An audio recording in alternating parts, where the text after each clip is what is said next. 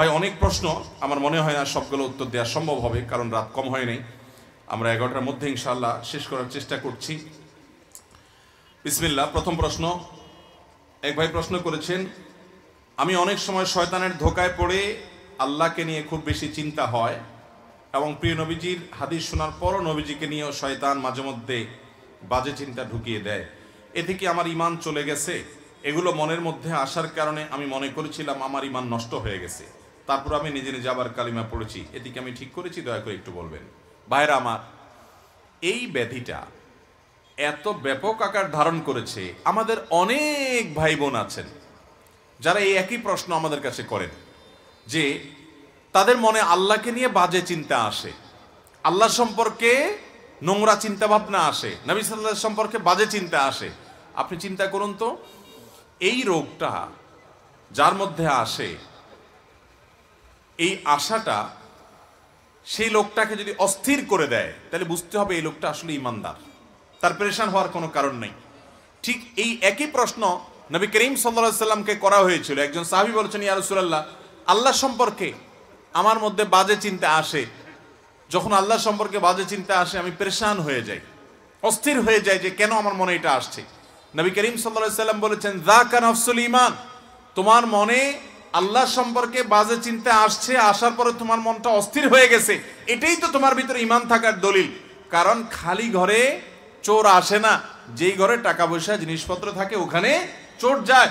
তোমার মনের ভিতরে শয়তান এসে তোমার ভিতরে যেহেতু ঈমান আছে, এই জন্য বাজে চিন্তা ঢুকাচ্ছে, তোমার ঈমান নষ্ট করার চেষ্টা করছে। তুমি সেটা টের পেয়ে গেছো, অস্থির হচ্ছ, পেরেশান হচ্ছ, এর মানে হলো তোমার ভিতরে ঈমান আছে।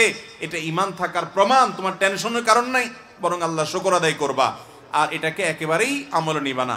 এরকম ইচ্ছার বাইরে মনে বাজে চিন্তা শয়তান ঢুকিয়ে দিচ্ছে, এর কারণে আপনার ঈমানের ক্ষতি হবে না, এর কারণে আপনি বেঈমান হবেন না, বরং এরকম পরিস্থিতি আসলে কয়েকটা কাজ করবেন। নাম্বার 1, এটাকে একদম আমলে নিবেন না। নাম্বার 2, খুশি হবেন যে আমার ভিতরে ঈমান আছে, এজন্য শয়তান আমাকে খোঁচাচ্ছে। কোনো অমুসলিম, কোনো ভিন্ন ধর্মের অনুসারী কিংবা কোনো নাস্তিক জীবনে এই কথা বলবে না যে তার মনে এরকম হঠাৎ হঠাৎ বাজে চিন্তা আসে, কারণ ওর ভিতরে তো ঈমানই নেই। শয়তান তার কাছ থেকে ঈমান ছিনায় নেওয়ার চেষ্টাই করবে না। শয়তানকে আমরা দেখি না, গোটা কোরআন জুড়ে সবচেয়ে বেশি সাবধান করা হয়েছে আমাদেরকে শয়তানের ব্যাপারে। আদুউন মুবিন আল্লাহ তাআলা বলেছেন, সেই শয়তান সম্পর্কে আমাদের ধারণাই নেই, আমরা জানি না। আমাদের রগে রগে সে ঢুকতে পারে, ইন্নাশ শায়তানা ইয়াজরি আহাদাকুম মাজরাদ দাম, আমাদের রক্ত প্রবাহের সাথে মিশে যেতে পারে, আমাদের উপরে প্রভাব বিস্তার করে, বাজে জল্পনা কল্পনা তৈরি করে, খারাপ পথে নেওয়ার জন্য আমাদের মনের ভিতরে প্রভাব সৃষ্টি করে শয়তানে। এই শয়তান সে কিন্তু কোনো ওই যে শয়তানের অনুসারী, শয়তানের গোলামের মধ্যে পাবেন না, তার মধ্যে শয়তান থাকে না। ঈমানদারের মনে বাজে চিন্তা আসে, এই কথা চিন্তা করে আল্লাহ শুকর আদায় করবেন। তাহলে প্রথম কাজ হলো এটাকে পাত্তা দিবেন না, এর কারণে আপনার ঈমান ক্ষতি হবে না। দ্বিতীয় কাজ হলো আল্লাহ শুকর আদায় করবেন, আমার মধ্যে ঈমান আছে দেখেই আমার মধ্যে এগুলো আসছে, নবীজি বলেছেন সেটা। নাম্বার 3, এরকম বাজে চিন্তা আসলে আমানতু বিল্লাহি ওয়া রাসূলিহি, এটা পড়বেন, আমানতু বিল্লাহি ওয়া রাসূলিহি, আমি আল্লাহ এবং তার রাসূলের প্রতি ঈমান আনলাম। এটা বললে দেখবেন যে মন থেকে শয়তান দূর হয়ে গেছে।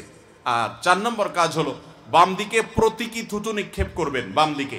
কারণ এ জাতীয় শয়তান মনের ভিতর যে ওয়াসওয়াসা দেয়, এটা সাধারণত বাম পাশ থেকে অ্যাটাক করে, আক্রমণ করে। এবং কিছু শয়তানি আছে মানুষের মনের ভিতরে বাজে চিন্তা ঢুকায়। এই জাতীয় শয়তান থেকে পানা চাওয়ার জন্য বাম দিকে থুতু থুতু করে এরকম 3 বার ফেলবেন, থুতু ফেলবেন না, জাস্ট প্রতীকী থুতু। তাহলে এই কাজগুলো যদি করেন, সেই সাথে আল্লাহর কাছে সবসময় পানা চাইবেন। ভাইরা আমার, আমরা এমন একটা সময় আছি, আখিরি জামানা, চতুর্দিক থেকে ফিতনা, ঈমান ধরে রাখা জ্বলন্ত কয়লা হাতে রাখার চাইতে কঠিন হবে। সেরকম একটা সময় আমরা অনেকটা পার করছি ভাইরা। এক একভাবে এক একজনের ঈমান নষ্ট হয়ে যাবে।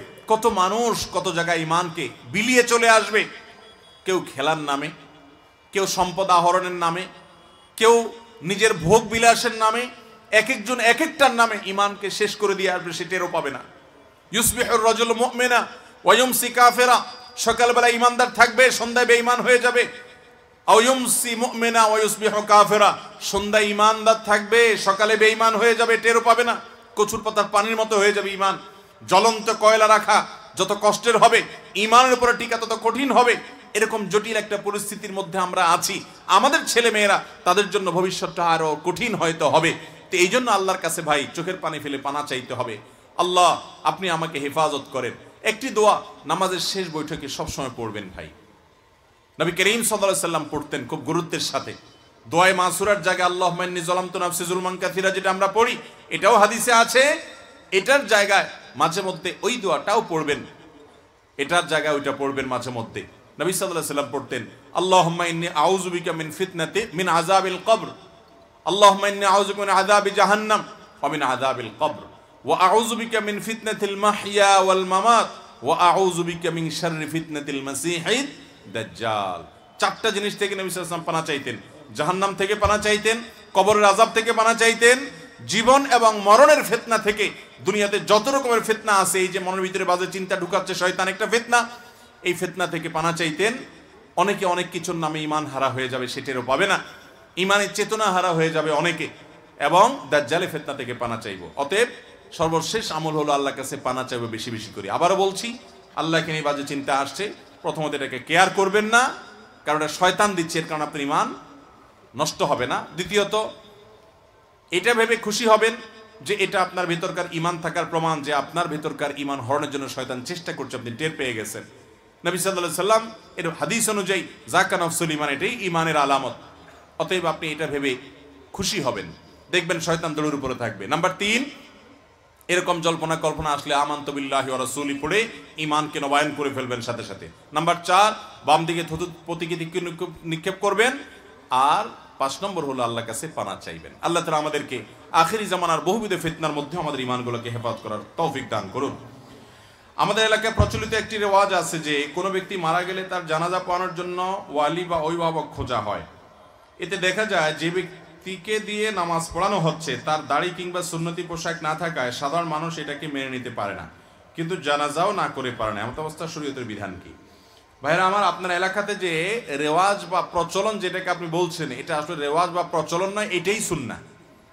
যে যিনি মারা যাবেন তার অভিভাবক, লাশের অভিভাবক জানাজা পড়ানোর অধিক হকদার হবে। আমরা অনেকে এটা জানি না।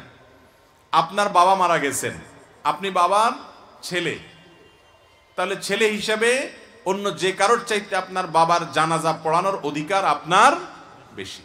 এমনকি আপনার মুখে যদি দাঁড়িয়ে নাও থাকে, আপনি জানাজা পড়ানোর পদ্ধতিটা শুধু জানেন, শুদ্ধ করে জানাজা নামাজটা আপনি পড়তে পারেন কোনো রকম, তারপরও আপনার ইমামতির হকদার এখানে বেশি, কারণ আপনি এটা ভালো জানেন। কারণ জানাজা সালাতটা মূলত দোয়া, জানাজার নামাজটা মূলত কি ভাই? দোয়া। আমার বাবার জন্য যখন দোয়া হবে তখন আমার নেতৃত্বে দোয়া হওয়াটাই বেশি যৌক্তিক, কারণ বাবার জন্য আমার যেভাবে দোয়া আসবে আল্লাহর জমিনে আর কারো সেরকম দোয়া আসার কথা, ইমাম সাহেব বা অন্য আলেমদের সেরকম আন্তরিকতার সাথে দোয়া আসার কথা না। দোয়া তো মূলত ভেতর থেকে আসে, সেটা তো আমার সবচেয়ে বেশি আসবে। এই জন্য যিনি মারা যান তার ওয়ারিস, সন্তান মারা গেলে বাবা, বাবা মারা গেলে ছেলে বা বড় ভাই, যারা পুরুষ অভিভাবক আছেন, লাশের অভিভাবক, সেরকম কেউ ওয়ালি যিনি হবেন, অভিভাবক যিনি হবেন, দায়িত্বশীল যিনি হবেন, তার ফ্যামিলি মেম্বার, ব্লাডের আত্মীয়, তাদের মধ্যে যে সর্বাধিক নিকটবর্তী তিনি ইমামতির হকদার বেশি হবেন জানাজার নামাজের ক্ষেত্রে। এক্ষেত্রে যদি তার মুখে দাড়ি নাও থাকে, যদি তিনি শার্ট প্যান্টও পরেন পরিষ্কার, তিনি জানাজার সালাতটা আদায় করতে পারেন সহিভাবে, শুদ্ধভাবে, বাস এটুকু হলেও তার জানাজার ইমামতি করার হক বেশি। তবে হ্যাঁ, যদি কেউ মনে করেন যে না আমি জানাজা নামাজ ঠিকঠাক মতো পড়াইতে পারি কিনা, ভুলভাল হয়ে যাবে, আমার অভ্যাস নাই, আমার ভয় হয়, তাহলে এলাকার ইমাম সাহেবকে তিনি অগ্রাধিকার দিলেন, সেটা তার ব্যাপার, তার অধিকার আছে, তিনি যে কাউকে ইমামতি করার অনুমতি দিতে পারেন, কিন্তু অধিকারটা তার। কিন্তু আমরা অহেতুক ভয় পাই ভাই। জানাজার মতো সহজ কাজ আরেকটা নাই ভাই, খুব সহজ কাজ। 3টা তাকবীরে 3টা আমল করা একেবারে সহজ কাজ, যেগুলো আমাদের বেশিরভাগ লোকদের জানা, প্রয়োজনে আমরা শিখে নিব, এবং তারপরেও জানাজা নিজেদের যে লাশ সেগুলোর জানাজা, নিজেদের মুর্দাদের জানাজা নিজেরা দেওয়ার চেষ্টা করব, এটা অধিকতর উত্তম। তবে অবশ্যই বাবার সন্তান হিসাবে আমি, আমার মুখে দাড়ি থাকা যেমন উচিত, আমার মধ্যে যেমন মুসলমানিত্বের আলামত থাকা উচিত, সেটা তো বলাই বাহুল্য, সেটা জানাজার ইমামতি করি বা না করি সর্বাবস্থায় থাকা উচিত এবং কর্তব্য। রমজান মাসে সাহারির সময় শেষ হওয়ার পরে এবং আজানের পূর্বে কিছু খেলে রোজা সঠিক হবে কি? আপনি রমজান মাসে সাহারি খেয়েছেন, এখনো ফজরের ওয়াক্ত শুরু হয় নাই, আরো বাকি আছে সময়, তো সাহারি খেয়ে শেষ করে ফেলেছেন, তারপরও যদি ওয়াক্ত বাকি থাকে, যতক্ষণ পর্যন্ত ওয়াক্ত থাকবে ততক্ষণ পর্যন্ত আপনি খেতে পারবেন। অনেকে মনে করে সাহারি খেয়ে টেয়ে উঠে গেছি, এখন বোধহয় আর খাওয়া যাবে না। অনেকে সাহারি খেয়ে উঠে এরপর নাওয়াইতু আনা সুমা গাদান মুখে নিয়ত করে ফেলেন, বলে নিয়ত করে ফেলছি এখন আর খাওয়া যাবে না। প্রথম কথা হলো যে এই মুখে নিয়ত করার কোনো নির্দেশনাই কোরআন হাদিসে নাই। দ্বিতীয়ত কথা হলো যে আপনার এই মুখে নিয়ত যদি আপনি করেনও তারপরও আপনি খেতে পারবেন যতক্ষণ পর্যন্ত ফজরের ওয়াক্ত না হবে। ফজরের ওয়াক্ত হয়ে গেছে ব্যাস, তাহলে আর আপনি খেতে পারবেন না। ফজরের ফরজ নামাজের পূর্বে সুন্নত ছাড়া আর কোনো নফল নামাজ পড়া যাবে কি? ফজরের ফরজ নামাজের আগে 2 রাকাত সুন্নত ছাড়া অন্য কোন নফল নামাজ পড়বেন না। নবী করিম সাল্লাল্লাহু আলাইহি সাল্লাম ফজরের আজানের পর এই 2 রাকাত সুন্নতই শুধু পড়তেন। এই টাইম কোনো নফল নামাজ বা অন্য কোন নামাজ পড়ার সময় না। অতএব এই টাইমে শুধুমাত্র ফজরের 2 রাকাত সুন্নাত পড়াটাই হলো সুন্নাহ। আমি একজন ইমাম হওয়ার জন্য এলাকার প্রত্যেকের ঘর থেকে টিফিন আসে এবং খানা খেতে হয়। এক্ষেত্রে অনেকে সুদখোর ঘুষখোর, তাদের ঘরের খাবারও আমাকে খেতে হয়। এই জন্য আমার ইবাদত অন্যান্য আমল কি সঠিক হবে? মাশাআল্লাহ, খুব দরকারি একটা প্রশ্ন ভাই। আমাদের দেশে অনেক এলাকাতে এটা আছে যে ইমাম সাহেবের খানা বিভিন্ন ঘর থেকে আসে। আহা, সেরকম মেরুদণ্ডওয়ালা ইমানওয়ালা ইমাম কমে গেছে সমাজে। যে ইমাম বলবে যে আমি অমুকের উপার্জন সম্পর্কে জানি, তিনি হারাম উপার্জন করেন, অতএব তার বাসায় আমি খাবো না, এটা বলার মতো ইমামও নাই।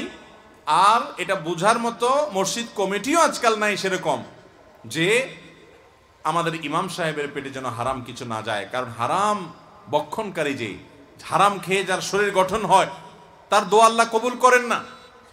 কোরআনে কারিমে আল্লাহ বলেছেন, ইয়া আইয়ুহার রাসূলু কুলু মিনাত তাইয়্যিবাতি ওয়া আমালু সালিহা, হে রাসূলগণ তোমরা হালাল ভক্ষণ করো। এরপর আল্লাহ বলেছেন নেকামল করো।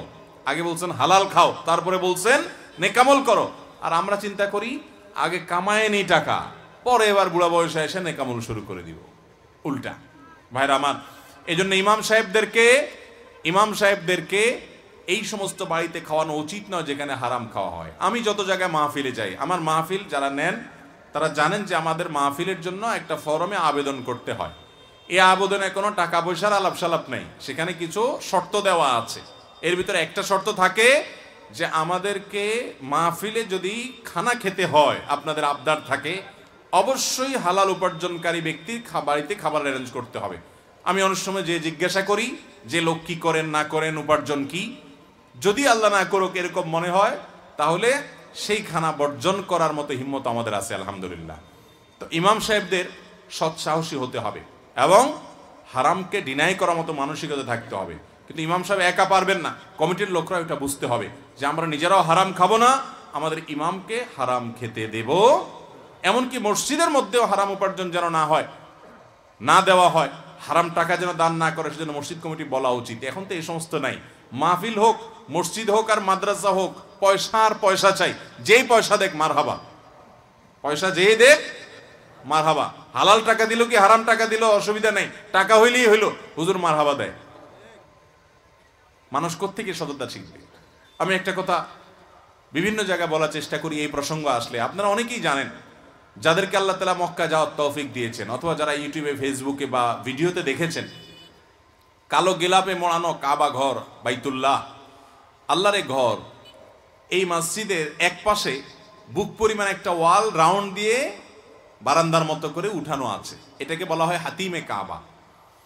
এই জায়গাটা মূলত কাবার ভেতরের অংশ। এর ভেতরে নামাজ পড়া মানে কাবার ভিতরে নামাজ পড়া, সিরিয়াল ধরে নামাজ পড়া যায়। যারা হাজী সাহেবরা ওমরা করতে যান, হজ করতে, তারা জানেন। তো এই জায়গাটা এরকম কেন? কাবার ভিতরে ছিল, এটা তাহলে এখন বাহিরে কেন? ইব্রাহিম আলাইহিস সালাম যে কাবা নির্মাণ করেছেন আজ থেকে প্রায় 4500 বছর আগে, সেই কাবাতে এই রাউন্ড করা অংশটাও ভিতরে ছিল। কিন্তু পরবর্তীতে যখন নবী করিম সাল্লাল্লাহু আলাইহি সাল্লামের বংশের লোকেরা, কুরাইশ বংশের লোকেরা মক্কাকে পুনর্নির্মাণ করার উদ্যোগ নিলেন, আমাদের নবীজিও সেখানে সামিল হয়েছেন। তিনি যখন ছোট ছিলেন কাপড়ে করে পাথর নিয়ে টেনে টেনে এনে মিস্ত্রিদের সাহায্য করেছেন আমাদের নবী করিম সাল্লাল্লাহু আলাইহি সাল্লাম নিজেও। তো যখন আব্দুল মুত্তালিবের নেতৃত্বে, কুরাইশের নেতৃত্বে কাবার পুনর্নির্মাণ হয়, তখন তারা ঘোষণা দিয়েছিল যে এই কাবার ঘরে আমরা কোনো হারাম টাকা নেব না।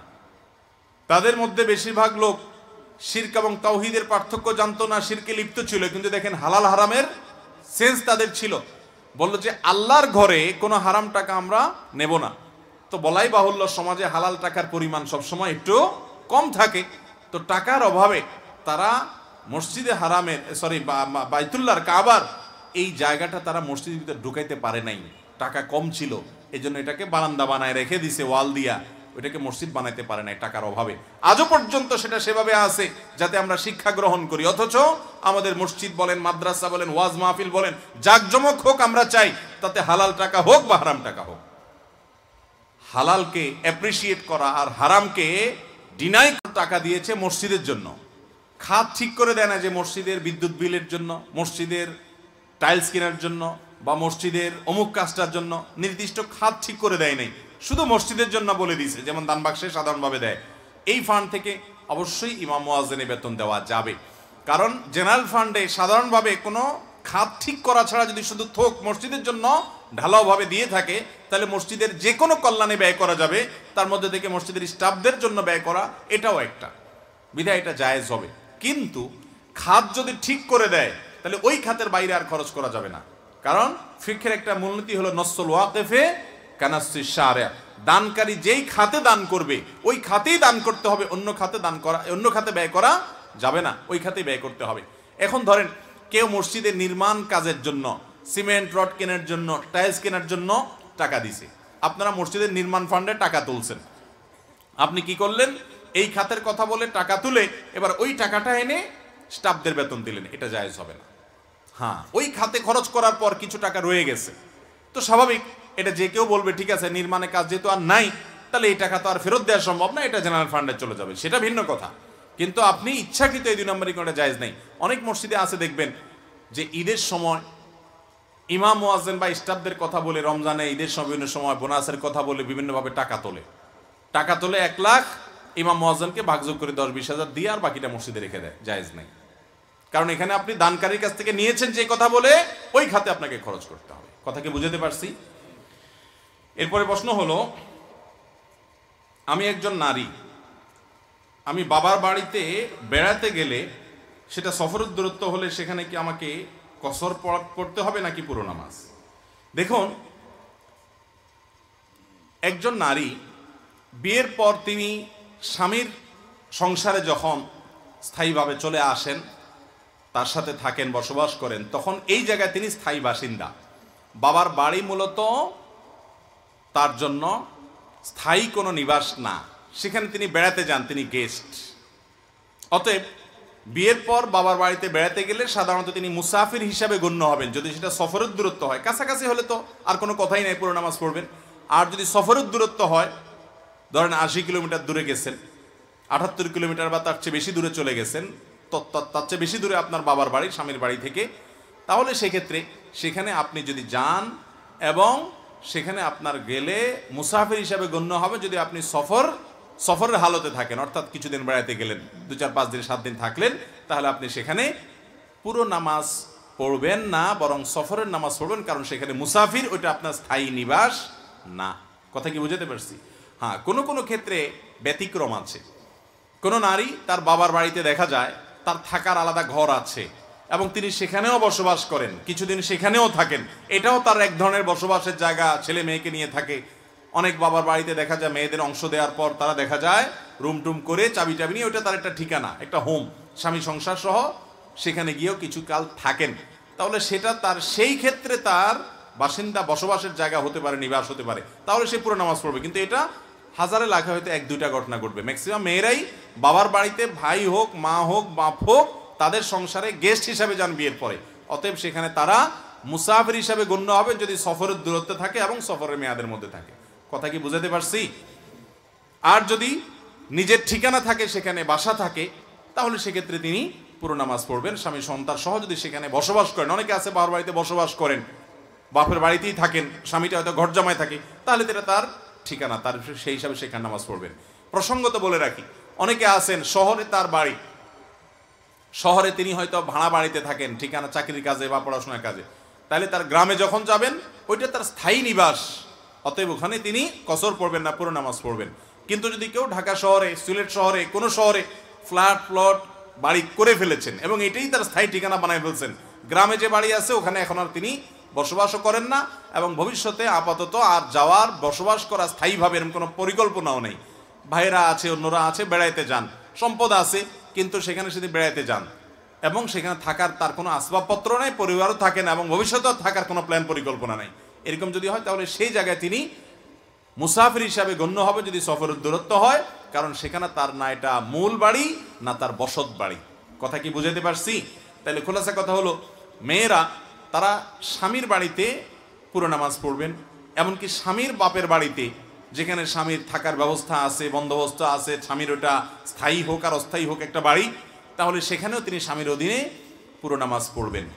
আর নিজের বাবার বাড়িতে কোনো মহিলা যখন বিয়ের পরে বেড়াতে যাবেন, সে যদি সফরের দূরত্বে হয় তাহলে সাধারণত সেখানে কসর নামাজ পড়বেন, কারণ সেখানে তিনি মুসাফির বা গেস্ট অতিথি হিসাবে যাচ্ছেন। সেখানকার তিনি না স্থায়ী বাসিন্দা, না তিনি আপনার সেখানকার বসবাসকারী অস্থায়ী সময়ের জন্য, কোনোটাই না, তিনি গেস্ট।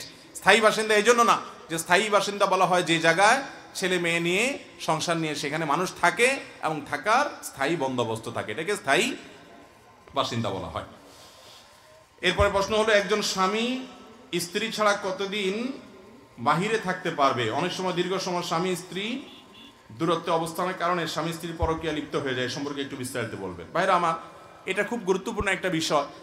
প্রবাসে অনেক ভাই বোন আছেন, যে অনেক ভাইরা আছেন প্রবাসে চলে যান বিয়ে করে স্ত্রীকে রেখে। আমি সবসময় প্রবাসীদেরকে বলি, হয় যতদিন প্রবাসে থাকবেন বিয়ে শাদী প্রবাস জীবন শেষ করে দেশে এসে একসাথে তারপর বিয়ে শাদী করবেন, অথবা বিয়ে শাদী করলে স্ত্রীকে নিয়ে যাবেন প্রবাসে যদি নেওয়ার সুযোগ থাকে। সেই ক্ষমতা নাই, তাহলে বিয়ে করে বউকে দেশে রেখে বছরকে বছর প্রবাসে থাকবেন না। টাকার লোভে থাকবেন, সংসার ধ্বংস হতে পারে, ছেলে মেয়ে ধ্বংস হতে পারে, সব ধ্বংস হতে পারে। সবচেয়ে বড় কথা হলো আপনি একজন নারীর অধিকার নষ্ট করছেন। দেখুন, আমি এই জন্য বলি, যারা প্রবাসে যাবেন, বিশেষ করে মিডল ইস্টে বা এমন কোনো দেশে যেখানে আপনি ফ্যামিলি নিয়ে যাওয়ার সুযোগ আপাতত আপনার নাই, এমন কোনো পেশায় আছেন আপনি, তাহলে আপনি বিদেশে যেতে হলে, বিয়ে যদি করে থাকেন তাহলে বিদেশে যেতে হলে ভিসা দুইটা লাগবে। কয়টা ভিসা লাগবে? দুইটা ভিসা লাগবে। একটা হলো যেই দেশে যাচ্ছেন, সৌদি আরব যাচ্ছেন তাহলে সৌদি অ্যাম্বাসির ভিসা লাগবে সৌদি সরকারের। আরেকটা হলো আপনার বউয়ের থেকে ভিসা নিতে হবে। বউয়ের থেকে ভিসা নেওয়া, বুঝছেন? বউ পারমিশন দিতে হবে যে ঠিক আছে তুমি আমাদের সংসারের উন্নতির জন্য যাও, তুমি গেলে আমি নিজেকে, আমার চরিত্রকে হেফাজত করার জন্য আমি যুদ্ধ করব, সংগ্রাম করব, আমি নিজেকে বাঁচাতে পারবো ইনশাআল্লাহ, অসুবিধা হবে না, তুমি থাকো।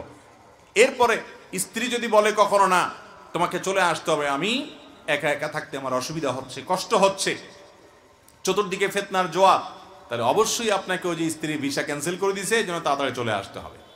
অনেক পুরুষ আছে এটা খেয়াল করেন না, শুধু পয়সা আর পয়সা ছাড়া কিচ্ছু চেনেন না। ভাইরা আমার, বিশেষ করে প্রবাসী ভাইরা যারা আছেন, বহু প্রবাসী ভাইরা তাদের স্ত্রীরা তাদের সাথে প্রতারণা করেন এবং এই পথটা তারাই খুলে দেন যে স্ত্রীকে রেখে বছরকে বছর তিনি পড়ে থাকেন। এটা উচিত না ভাই, দিন শেষে তারা মানুষ। এর পাশাপাশি প্রবাসী ভাইদের সারা জীবনের কষ্ট, বেদনা, দুঃখ, সংসারের উন্নতির জন্য অনেক কষ্ট করে, আপনজন ফেলে বাহিরে পড়ে থাকা যে কত কষ্টের, যারা এই কষ্ট না করেছে তারা বুঝবেন না।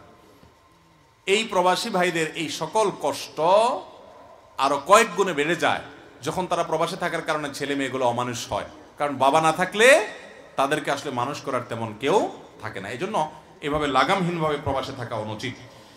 এরপরে প্রশ্ন হলো, বিবাহের ক্ষেত্রে অতিরিক্ত দেনমোহর এবং বড় কোনো পক্ষের পরোক্ষভাবে বিভিন্ন চাহিদার বিষয় বিস্তারিত জানতে ইচ্ছুক। ভাইরা আমার, বিয়েটাকে সহজ করুন। মুরব্বীরা যারা আছেন, ছেলের বাবা, মেয়ের বাবা, সবাইকে আমি উদাত্ত আহ্বান করছি, আল্লাহর ওয়াস্তে আল্লাহকে ভয় করুন, বিবাহকে সহজ করুন। মেয়ের বিয়েতে অযাচিত মোহরের বিশাল বড় ফিগার দাবি করে বসে থাকবেন না। ভালো ছেলে, দিনদার, আল্লাহওয়ালা, আল্লাহভীরু, মুত্তাকি একজন পাত্র আপনার মেয়ের জন্য খুঁজে বের করুন। এই পাত্র বহু কোটিপতির চাইতে অনেক শ্রেষ্ঠ। এই সন্তানকে কদর করুন।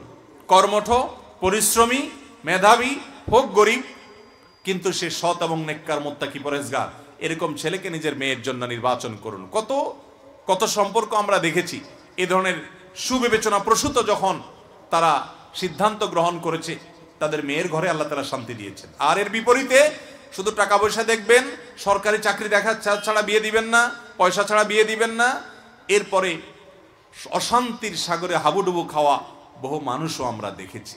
এজন্য আল্লাহকে ভয় করেন।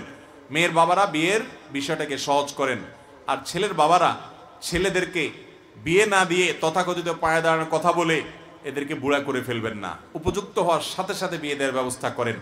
এই পাত্রীপক্ষের অযাচিত মোহরের দাবি, আবার পাত্রপক্ষের যৌতুক দাবি। সারা বাংলাদেশে যৌতুক আছে, আপনাদের এলাকাতে কোনো কোনো ক্ষেত্রে একটু বেশিও আছে। মেয়ের বাবা আস্ত মেয়েটা দিয়ে দিয়েছে, তারপরও ছেলের বাবা ছেলে পক্ষ যৌতুক আশা করে। আল্লাহর জমিনে এর চাইতে ছোট লোক আর আছে কিনা আমি জানি না, যে একজন মানুষ তার মেয়েটাকে ছোট থেকে বড় হওয়া পর্যন্ত লক্ষ লক্ষ টাকা খরচ করে পড়াশোনা করায়, শিক্ষা দীক্ষা, খাওয়া দাওয়া, ভরণ পোষণ দিয়ে বড় করছে। আপনি পালকিতে তুলে, গাড়িতে তুলে, আজকাল তার পালকি নাই, গাড়িতে তুলে আপনি নিয়ে আসছেন আপনার বাড়িতে। আস্ত একটা মানুষ নিয়ে আসছেন সারা জীবনের জন্য, 2-4 দিনের জন্য না, বড় করছে তার মা বাপ, নিয়ে আসছেন আপনার বাড়িতে। আপনি ব্যয় হিসাবে, আপনার ব্যয় হিসাবের বেন হিসাবের কাছে সারা জীবন পায়ের কাছে বসে থাকা উচিত, অর্থাৎ মেয়ের বাপের কাছে, মায়ের কাছে, যে আপনারা আপনাদের মেয়েটাকে বড় করেছেন কত কষ্ট করে, কত রাত জেগে, কত পরিশ্রম করে, কত চোখের পানি ফেলে। আস্ত মেয়েটা বড় করার পর আমরা নিয়ে আসলাম, এখন আমাদের সংসারে সে কাজ করবে, থাকবে, তার মেধা, বুদ্ধি, শিক্ষা সবগুলো আমাদের এখানে কাজে লাগাবে, অথচ তৈরি করে দিয়েছেন আপনি। তো ব্যয় হিসাবে ছেলের বাপ মেয়ের বাপকে, ছেলের মা মেয়ের মাকে পায়ের কাছে নিয়ে বসে সালাম করা উচিত। কথা বুঝেন না আমার? কেন সালাম করবে বুঝতে পারছেন বিষয়টা? আমাদের দেশে উল্টা, অনেক এলাকাতে আছে মেয়ের মা বাতাস করতে হয় ছেলের মাকে, আছে না? এর চেয়ে বড় ছোট লোক আর কি আছে? আর ছেলের মা বাতাস করবে মেয়ের মাকে কেন? কারণ সে তার আস্ত মেয়েটা দিয়ে দিছে, ছেলের মা কি দিছে? ছেলে তো দেয় নাই, বরং তার মেয়েটা নিয়ে আসছে, তার কলিজাটা নিয়ে গেছে। যার মেয়ে হয়, এই মেয়েটা যখন পরের বাড়িতে তুলে দেয় কি কষ্ট হয় তার মনের ভিতরে সে জানে। মেয়ের বাবা না হলে এটা বোঝা যাবে না। আস্ত কলিজার টুকরাটা ধরে তুলে দিয়ে দিছে, আপনি তো তাকে সালাম করবেন সারা জীবন, সেখানে সালাম করা তো দূরের কথা, উল্টা বরং আম কাঁঠালে মৌসুম আসলে খোঁচাখুচি করেন, বৌমা এখন এই যে আশেপাশে দেখছো অমুকের ছেলের শ্বশুরবাড়ি থেকে কতগুলো আম কাঁঠাল আসছে দেখছো, খোঁচাখুচি করেন। আছে না এই ছোট লোক আমাদের এলাকায়? ভাইরা আমার, এটা নাজায়েজ এবং গুনাহ, এটা খাওয়া হালাল নয়, এটা চাঁদাবাজি, নিকৃষ্ট চাঁদাবাজি।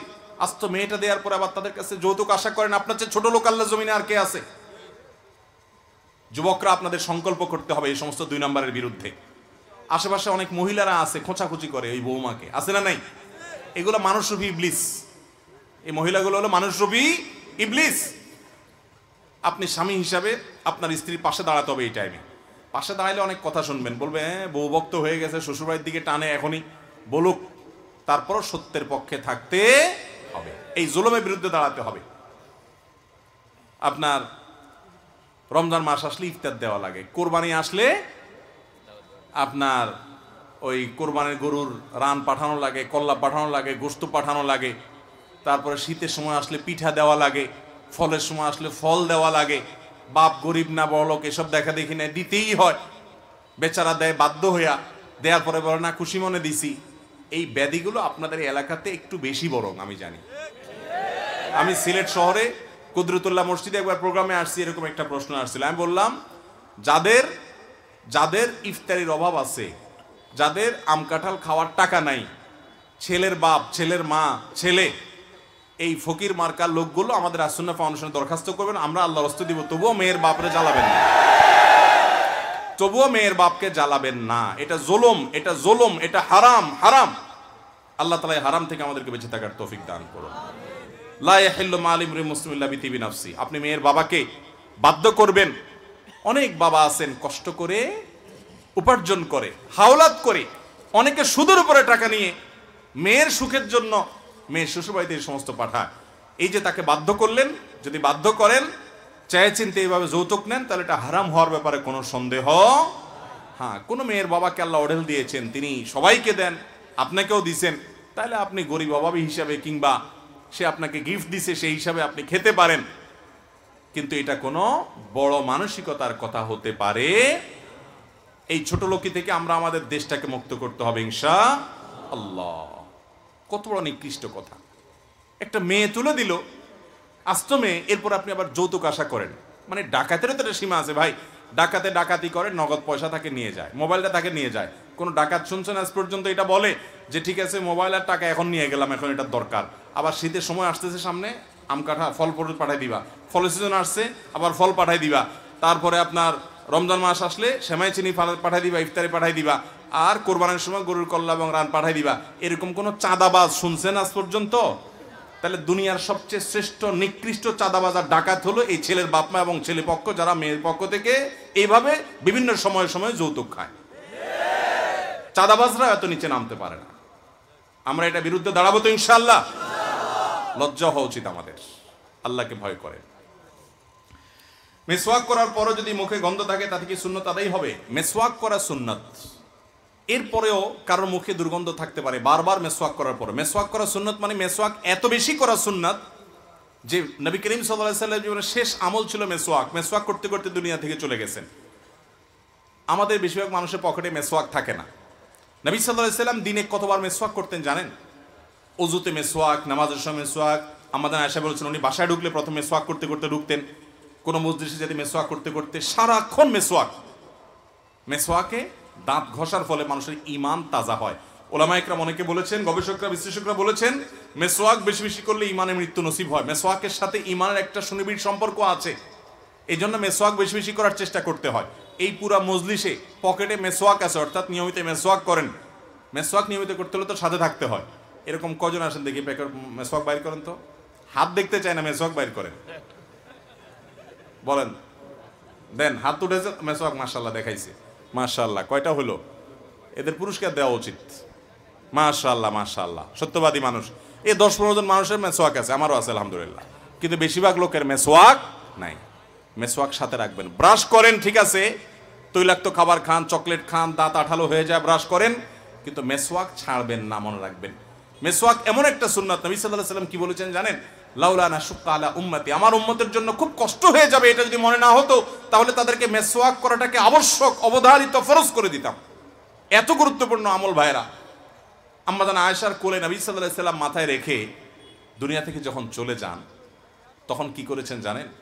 সর্বশেষ আয়েশা রাদিয়াল্লাহু তাআলা আনহার ভাই সম্ভবত আব্দুর রহমান, তিনি নবীজির ঘরে ঢুকেছেন। ঢোকার সময় তার হাতে মেসওয়াক দেখে নবী করিম সাল্লাল্লাহু আলাইহি ওয়াসাল্লাম তখন এত দুর্বল হয়েছেন, মৃত্যুশয্যায় শায়িত, কথা বলতে পারছেন না। ইশারা দিলেন আম্মা জান আয়েশাকে, অর্থাৎ তার হাতে যে মেসওয়াক আছে, মেসওয়াকটা দিবে কিনা সে দেখো। আম্মা জান আয়েশা তখন নিজের ভাইয়ের কাছ থেকে মেসওয়াকটা নিলেন। নবী করিম সাল্লাল্লাহু আলাইহি ওয়াসাল্লাম মেসওয়াকের মাথা যে চাবায়া নরম করবেন, এই শক্তি তার শরীরে ছিল না। তখন আয়েশা রাদিয়াল্লাহু তাআলা আনহা নিজে চাবায়া দিলেন, চিবায়া মাথাটা নরম করে নবীজির হাতে দিলেন। নবী সাল্লাল্লাহু আলাইহি ওয়াসাল্লাম সে মেসওয়াক করলেন। এরপরে তিনি আর রফিক আল আলার সাথে সাক্ষাতের জন্য চলে গেলেন। সর্বশেষ আমল ছিল এটা। এই মেসওয়াক কাজ আমরা করি না, আমরা মনে করি এটা শুধু দাঁত পরিষ্কারের ব্যাপার। না ভাই, এটা শুধু দাঁত পরিষ্কারের ব্যাপার না, এর সাথে অনেক কিছু সম্পর্ক আছে। মেসওয়াক করবো তো সবসময় ইনশাআল্লাহ, অনেক কিছু সম্পর্ক আছে। কখনো মেসওয়াক ছাড়বেন না ভাই, কখনো না। আমি আমার কথা বলি উৎসাহের জন্য। আমার বাসায় সবসময় মেসওয়াকের স্তূপ থাকে বাচ্চাদের জন্য, সবসময় 10টা 20টা 30টা মেসওয়াক এক্সট্রা থাকে, সবসময় ফ্রিজের মধ্যে রেখে দেওয়া হয়, যাতে করে কোনোভাবে মেসওয়াক ছাড়া কেউ থাকতে না পারে। ছোট বাচ্চাটাও মেসওয়াকের অভ্যাস করতে হবে, আমরা সেই চেষ্টা করি। সবাই চেষ্টা করবো তো ইনশাআল্লাহ। তো ভাইরা, মেসওয়াক করার পরও যদি মুখে দুর্গন্ধ না যায়, তারপরও আপনার সওয়াব হবে এবং সুন্নাত আদায় হবে। কারণ দুর্গন্ধটা অনেকের দেখা যায় ভেতর থেকে দুর্গন্ধ আসে, অনেকের হয়তো দাঁতে আপনার ভিতরে পাথর টাথর জমে গেছে, সেই জন্য দুর্গন্ধ আসে, হতে পারে। কিন্তু সেগুলোও দূর করার চেষ্টা আপনি করবেন, চিকিৎসা নেবেন, কিন্তু মেসওয়াকের সুন্নাত ছাড়া যাবে না।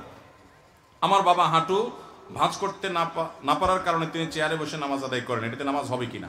হাঁটু ভাঙতে পারেন না এরকম কেউ যদি থাকেন, দাঁড়াতে পারেন, হাঁটতে পারেন, কিন্তু হাঁটু ভেঙে বসতে, রুকু সেজদা করতে পারেন না, তাহলে তিনি দাঁড়ানোটা ঠিকই দাঁড়াবেন। এরপরে রুকু সেজদার সময় তিনি চেয়ারে বসে ইশারায় রুকু সেজদা করবেন। যতক্ষণ পারেন ততক্ষণ তাকে দাঁড়াতে হবে। আর যেটা পারেন না, ওইটা তিনি রুকু সেজদা বসে, চেয়ারে বসে রুকু সেজদাটা, ইশারাটা তিনি করতে পারবেন, কারণ তিনি পা ভাঙতে পারছেন না, অসুস্থ। নবী করিম সাল্লাল্লাহু আলাইহি ওয়াসাল্লাম এক সাহাবীকে বলেছেন, তুমি নামাজ দাঁড়িয়ে পড়বে, যদি পড়তে না পারো তাহলে বসে পড়বে, যদি তাও না পারো তাহলে শুয়ে ইশারা পড়বে। অন্যের ছেলে মেয়েকে নিজের ছেলে মেয়ে পরিচয় করিয়ে প্রবাসে নেওয়া যাবে কিনা, ইসলামের বিধান কি? এই গুনাহটা, এই অপরাধটা বৃহত্তর সিলেট এলাকায় সবচেয়ে বেশি হয়। লন্ডন নেওয়ার লাগি এ আকাম করে, ঠিক না? নাই, ঘরে ঘরে এরকম করে যে দেখা গেল একটা মেয়ের সাথে বিয়ে দেখাইছে, চাচা বিদেশে আছে, ভাতিজাকে নিবে, এখন মেয়ের সাথে বিয়ে দেখাইছে কাগজে কলমে, আসলে বিয়াটি এটা সব মিছা কথা, কন্ট্রাক্ট বিয়া। ওখানে যাওয়ার পরে এবার আবার ডিভোর্স দিয়া দেয় কাগজে কলমে, সব কাগজে কলমে, বাস্তবে কিছুই না। ভাইরা আমার, এটা প্রতারণা এবং নাজায়েজ কাজ, এটা গুনাহ এবং হারাম। ইমানদার কখনো এই 2 নাম্বারই এই সমস্ত অসততা করতে পারে না। প্রতারণা করা, ধোঁকা দেওয়া, গেলে ইমানদারের স্বভাব না। বিশেষ করে মিথ্যা কথা বলা, আমার ছেলে না, আমি কাগজে কলমে তারে আমার ছেলে বানায়া ভিসার আবেদন করে নিলাম, তাহলে আমি এটা মিথ্যা কথা বললাম। ইমানদার মিথ্যা বলতে পারে। সামান্য একটু দুনিয়ার স্বার্থের জন্য ইমান বিক্রি করে দিচ্ছেন, তাকওয়া বিক্রি করে দিচ্ছেন, সততা বিক্রি করে দিচ্ছেন, আল্লাহর কাছে কি জবাবদিহি করবেন? সিলেটে এই লন্ডন নেওয়ার জন্য এই অপরাধটা ঘরে ঘরে মানুষ অনেকে করে। অতএব এটা করা যাবে। কন্ট্রাক্ট বিয়ে, কন্ট্রাক্ট তালাক এবং এই সমস্ত 2 নাম্বারই মিথ্যা কথা, মিথ্যার আশ্রয় নেওয়া জায়েজ নাই।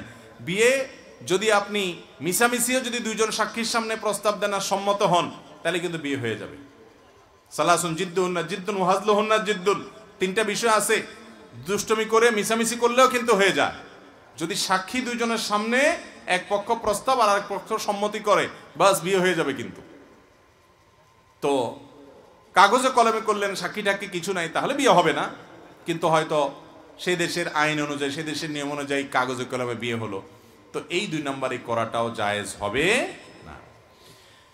যদি কেউ তার স্ত্রীকে বলে যে তুমি আমার জন্য হারাম বা তুমি আমার ঘরে থাকা হারাম, তাহলে কি ওই স্ত্রী তালাক হয়ে যাবে?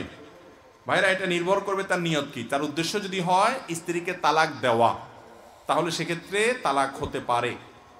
তুমি আমার জন্য হারাম মানেই তোমাকে আমি তালাক দিলাম, এই নিয়তে তুমি আমার জন্য হারাম। হারাম হলে আর তালাক হলে আর হালাল থাকে না, সেই উদ্দেশ্যে যদি বলে থাকে, তালাক দেওয়ার উদ্দেশ্যে যদি হারাম বলে, তাহলে হারাম হয়ে যাবে এবং তালাক হয়ে যাবে। এবং এই জাতীয় কথাগুলো বলতে খুব সাবধান।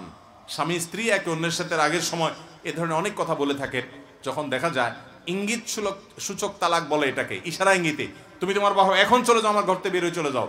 যদি তালাকের উদ্দেশ্যে বলেন, তালাক হয়ে যাওয়া। যদি তালাকের উদ্দেশ্যে না বলেন, যে আমি এমনি বলেছি, তাকে এই মুহূর্তের আগে বলছি চলে যেতে, তালাক দেওয়া আমার উদ্দেশ্য ছিল না, তাহলে তালাক হবে না। কারণ এই কেনায়া সূচক তালাক বা ইঙ্গিত সূচক তালাক ব্যবহার করলে, নিয়ত না থাকলে তালাক হয় না। তারপরেও এই জাতীয় বিষয়গুলো ফতোয়া বোর্ডে গিয়ে, দারুল ইফতা গিয়ে, মুফতি সাহেবের কাছে গিয়ে বিস্তারিত বলে তারপরে জবাব নেবেন। তালাকের মাসালা খুবই স্পর্শকাতর, সংক্ষেপে জানার চেষ্টা করবেন না। মাইয়াতকে সামনে রেখে রাজনৈতিক ব্যক্তিবর্গ বক্তব্য দেয়, এটা কতটুকু শরীয়ত সম্মত জানালে উপকৃত হব? রাজনৈতিক ব্যক্তিবর্গ আজকাল সব জায়গায় কথা বলতে যায়, মাহফিলেও কথা বলতে যায়, ওই আপনার মুর্দার সামনেও কথা বলতে যায়। আল্লাহর নামে, রাসূলের নামে, কোরআন হাদিসের কথা শোনার জন্য মানুষ একত্র হয়, জানাজার জন্য একত্র হয়, এখানে চান্স নেওয়া, সব জায়গায় রাজনীতি করতে যাওয়া, এটা অত্যন্ত গর্হিত এবং অন্যায় একটা কাজ। বিশেষ করে জানাজার সামনে রেখে শুধু রাজনৈতিক না, রাজনীতির বাইরে অনেক আলাপ সালাপ হয়। দেখা যায় যে ওখানে বসে বেহুদা অনেক কথা বলা হয়, এলাকার অমুকে কথা বলে তমুকে করা, এটা রাজনীতির বাইরেও হয়। এগুলো উচিত না। কারণ নবী করিম সাল্লাল্লাহু আলাইহি ওয়াসাল্লাম বলেছেন, আসরিউ বিল জানাজা, তোমরা দ্রুততার সাথে জানাজার ব্যবস্থা করো, জানাজা খুব দ্রুত দাও, জানাজা দিতে দেরি করিও না। আপনারা একটা জিনিস খেয়াল করবেন, জানাজার নামাজ হারামাইনে যখন আপনারা পড়েন, দেখবেন ইমাম সাহেবরা খুব তাড়াতাড়ি পড়ার চেষ্টা করে। শেষ তাকবীরটাতে দোয়াটা একটু লম্বা সময় নেয়, সাধারণত খুব তাড়াতাড়ি পড়েন। এটার একটা কারণ হলো, ওনারা মনে করেন এবং অনেকগুলো আমাদের মতে জানাজার নামাজ দ্রুততার সাথে পড়তে হয়। সেখানে লাশ রেখে আপনি আলাপ করবেন বেহুদা, এটা তো হতেই পারে না। হ্যাঁ, লাশ রেখে আপনি আলাপ করছেন কেন? হয়তো লাশের কোনো গুরুত্বপূর্ণ আত্মরক্ত সম্পর্কে আত্মীয় তিনি আসছেন, একটু অপেক্ষা করছেন তার জন্য, তাহলে ওই টাইমটাতে আপনি হয়তো নাসিহা করলেন, সেটা ভিন্ন কথা। কিন্তু লাশ রেখে দুনিয়ার আলাপ সালাপ, এটা সেটা, দরকারি বেদরকারি কথা, অনেকে ওয়াজ নসিহত লাগাই দেয়, রাজনৈতিক বলেন আর অরাজনৈতিক বলেন, এই আলাপ সালাপ করা উচিত না। কারণ দ্রুততার সাথে জানাজা দিতে হয়। কেন দ্রুততার সাথে জানাজা শেষ করবেন? নবী সাল্লাল্লাহু আলাইহি ওয়াসাল্লাম বলেছেন, কোন লোক যদি জান্নাতি হয়, তাহলে দ্রুত তার জানাজা শেষ করে তাকে দাফন দাও। কারণ সে জান্নাতি হলে তার জান্নাতে যেতে তুমি দেরি করতেছো, বিলম্ব করতেছো তোমার এই বক্তব্য দিয়ে, এটা তার প্রতি অবিচার। আর যদি সে জাহান্নামী হয়, আল্লাহ মাফ করুক, তাহলে এই লোককে দুনিয়া থেকে যত পার দ্রুত মাটির নিচে দাফন করে দাও, তত দুনিয়াবাসীর জন্য কল্যাণ। এই জন্য দেরি করা উচিত না। ভাইরা আমার, আর অনেক প্রশ্ন আছে, কিন্তু রাত গভীর হয়েছে,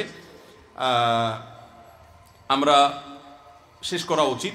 একটা প্রশ্ন আসছে, পিত্রালয়ে কোনো মহিলা গিয়ে 15 দিন থাকার নিয়ত করলে সেই মহিলা মুসাফির না মুকিম জানতে চায়। 15 দিন বা 15 দিনের বেশি যদি কোথাও থাকার নিয়ত করে, তাহলে তো সে মুকিম হয়ে যায়, তাহলে সেই হিসাবে সে মুকিম হিসাবে আপনার সেখানে পুরো নামাজ পড়বে। জাযাকুমুল্লাহ খাইর ওয়া আখিরু দাওয়ানা আলহামদুলিল্লাহি রাব্বিল আলামিন। আমরা যে সমস্ত কথা শুনলাম জানলাম, আল্লাহ তাআলা আমাদের সবাইকে আমলের তৌফিক দান করুন।